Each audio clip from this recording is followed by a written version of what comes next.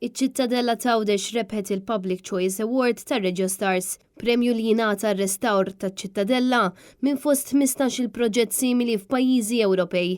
Dan il-proġett kien ilu li beda mill-2009 u kien jinkludi r-restawr estensiv li sar fuq is-swar taċ-Ċittadella, il-konsolidazzjoni tal-istess swar u master plan uniku li kien tnieda 13 sena ilu.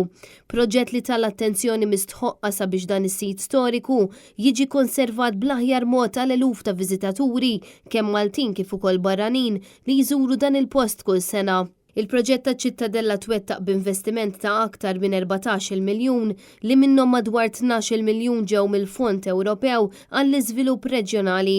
Dan il-proġett kien xprunat mill-eks Ministri Nazzjonalisti Giovanna De Bono u George Pulicino u tkompla fl-aħħar snin mill-Gvern Laburista grazzi għal fondi Ewropej.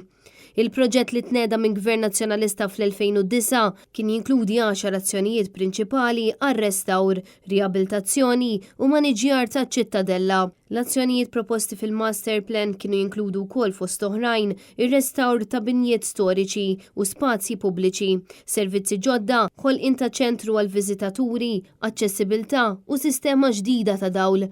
Dan il-proġett ta' restawru riabilitazzjoni taċ-Ċittadella kien ukoll meqjus bħala wieħed mill-azzjonijiet inklużi fil-pjantazzjoni ta' Eko Għawdex għas-snin 2010-2012 li ta' ħajja ġdida liċ-Ċittadella. Il-Public Choice Award li jingħata mill-Kummissjoni Ewropea huwa unur li fih innifsu jirrikonoxxi l-impenn enormi li sar minn diversi restawraturi u ħaddiema li taw semhom tul is-snin fiċ-Ċittadella.